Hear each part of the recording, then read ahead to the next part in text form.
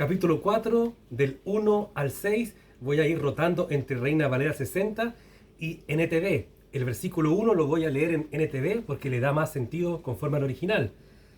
Finalmente, amados hermanos, les rogamos en el nombre del Señor Jesús que vivan de una manera que le agrada a Dios, tal como les enseñamos. Ustedes ya viven de esta manera y los animamos a que lo sigan haciendo aún más. Ahora, Reina Valera, paso a paso. Por lo demás, hermanos, les rogamos y exhortamos, el famoso verbo parakaleo, que sale en el capítulo 2, verso 11, en el Señor Jesús, que de la manera que aprendieron o recibieron de nosotros, como conviene, como es necesario, conducirse y agradar a Dios, así caminen para que abunden más y más. Interesante, ¿no? Abunden más y más. Ya habían llenado una buena medida, habíamos visto que es una excelente iglesia, pero como hablábamos, no somos perfectos y aquí en la tierra no vamos a ser el 100% santos, porque la carne siempre nos lo va a impedir, pero siempre podemos dar más y más. Versículo a destacar, Juan 8:29, el Señor Jesucristo diciendo que Él siempre hace las cosas que agradan a su Padre. ¿Qué más podría ser? ¿Sí? Sigamos adelante. Versículo 2. Porque ya saben que instrucciones del griego parangelias, que significan mandatos, órdenes, siempre instrucciones quiere decir algo de una jerarquía de alguien mayor dándole a alguien menor. No es como cuando tú tienes, por ejemplo, este jueguito y ves las instrucciones atrás. No. Aquí se refiere a mandatos, órdenes de un superior a otro. Las instrucciones que dimos por el Señor Jesús, más cercano, sería dimos a causa del Señor Jesús. Bien. Aquí, por ejemplo, ahora van a comenzar con una especie de discipulado, desde el 3 en adelante, y no va a parar hasta la última parte de la carta de Tesalónica. ¿Por qué es necesario que se haga esto? Aunque a pesar de que vimos que ya estaban bastante bien la iglesia. Uno, por lo que dijimos, el pecado nos hace tener memoria corta. Olvidamos de repente que esto no se debe hacer, así que es bueno estarlo recordando.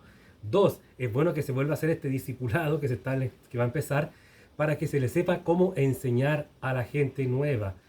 Exactamente, amén. Y tres, obediencia a la palabra, siempre que estar predicando lo mismo, repitiéndolo para no olvidarlo y para santificarnos.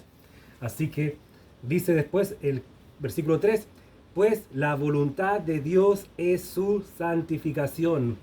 Esta es la voluntad general para todos los creyentes. Más allá después viene la específica, que es voluntad si tú eres soltero, voluntad si eres casado, si eres jefe, si eres trabajador, si eres mujer, varón, etcétera. Si vas a ser misionero o vas a ser de iglesia local, etcétera, etcétera. Que se aparten o abstengan de fornicación. Interesante, ¿no? Interesante lo que aparece acá. Comienza por la fornicación. ¿Por qué? Porque la fornicación es algo que te daña el cuerpo físicamente, también te daña la mente, también el entorno, y sobre todo si es un entorno de iglesia. O sea, no es agradable ver, oye, mira, este está fornicando, no está casado. Los canutitos, los hermanitos, abarque bastante puntos de vista. De hecho, en la Biblia del Pescador, que es esta que tengo acá en NTV, da este versículo como un consejo para las personas para los cristianos que van a caer en inmoralidad. ¿Se acuerdan? El Señor lo prohíbe. Ojo con aquello. ¿Qué otro dato les puedo dar acá? Sigamos. Versículo 4.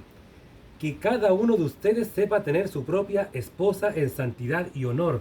Mamma mía, este versículo hace pensar harto a los comentaristas.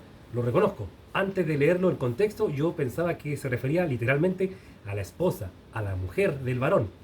Pero en el contexto y en un estudio más detallado, para que vean la importancia de la predicación expositiva, la palabra griega que se usa acá exactamente vale como esposa, pero también como vaso. Un vaso, tanto en literal vaso como en figuras que vemos a lo largo de la escritura, sobre todo en el Nuevo Testamento. Los vasos de ira, vaso propio, vaso más frágil, etc. Y cuando tú ves el contexto, te das cuenta que no puede ser esposa, porque después habla de otros pecados que no tienen que ver solamente con esposa. ¿Entiendes? Y el llamado aquí es a que todos los tesalonicenses se vayan llenando en la fe, que vayan abundando más y más. Entonces, aquí no hay, como en Efesios 5, una división que muestra esto para los casados y esto para las casadas. Y también habla para las cosas para los solteros. No, no. Aquí solamente, si fuera esposa literal, no cuadra en el contexto. Entonces, sigamos. Que cada uno de ustedes sepa tener su propia esposa. Entonces, aquí lo vamos a leer también en la NTV. Dice: como resultado, cada uno controlará su propio cuerpo y vivirá en santidad y honor. Buen otro punto más para la NTV. Les recomiendo que la utilicen junto a Reina Valera 60. ¿Y qué más puntitos le podemos dar aquí? A ver. El Señor me mostraba algo muy cierto. De sepa tener su propia esposa en santidad y honor. Nosotros somos como vasos.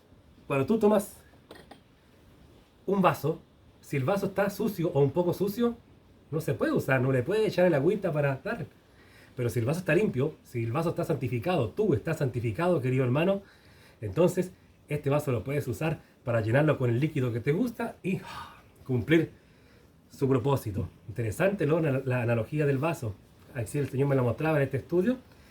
¿Qué más? A ver, versículo 4. Cada uno sepa tener su propia. Tener viene del griego kataomai. Adquirir, conseguir, obtener. ¿Qué es la santificación? Se obtiene, muchachos. Se va obteniendo. La vamos diariamente obteniendo. Diariamente nos vamos santificando.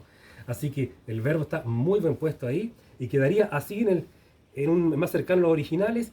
Que cada uno de ustedes sepa adquirir su propio cuerpo en santidad y honor. 5.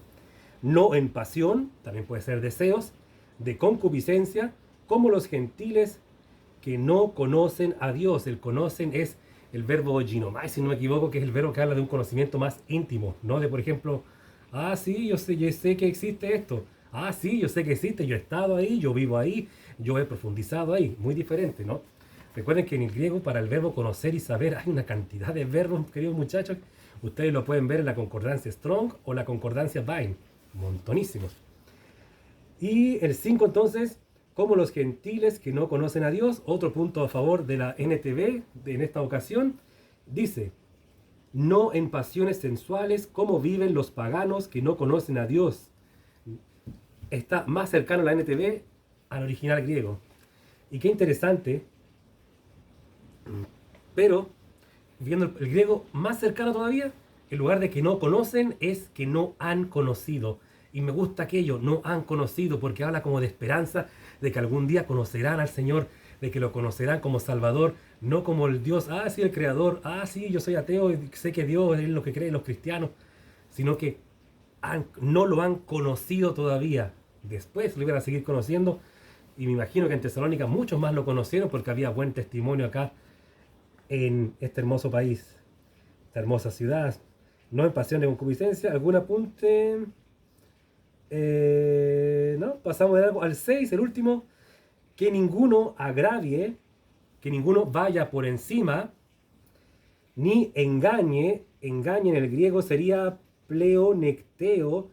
Ninguno tome ventaja de, obtenga de o se aproveche de.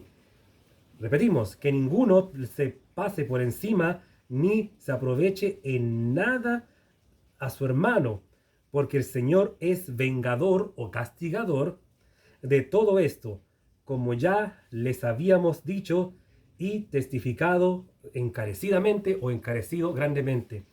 Interesante, muchachos, ya veíamos aquí que en el capítulo 2, verso 14, tenían opresión de parte del pueblo que se oponía a la nueva fe en Cristo. Y más encima ahora vemos que tienen la opresión dentro de los mismos hermanos. Por eso hay que recordar aquí esto, para que vean que era muy buena la iglesia de Tesalónica, pero también tenía sus fallitas. Es como Corintios, que era muy mala, pero tenía muy buenos puntos a favor también, porque no existe la iglesia 100% mala, 100% buena, sino que 100% humana, con partes buenas y partes malas. Pero me recordaba mucho esto lo que pasó a Nehemías. Nehemías en los capítulos 4 y 5 usted puede ver que cuando llegó a construir, el levantar los muros, había opresión de los samaritanos, de Tobías, Sanbalat, los árabes, etc. Pero también había fallas dentro de los mismos judíos, que habían unos que estaban cobrando de más a sus propios hermanos judíos. Entonces esto es una realidad que se ve también en las iglesias. Somos perseguidos, criticados por el mundo que no conoce a Cristo y odia el Evangelio, y además tenemos en la iglesia al enemigo durmiendo al lado. En fin, eso es lo que muestra esto. Y que ninguno agravie ni engañe en nada a su hermano, porque el Señor es vengador de todo esto, como ya le habíamos dicho y testificado. Interesante, ¿no? El Señor es vengador, como dice Deuteronomio, de sus enemigos, pero también dentro de la iglesia castiga y se venga si tú, hermano, dañas a otro hermano. Mamma mía, buena. Señor les bendiga.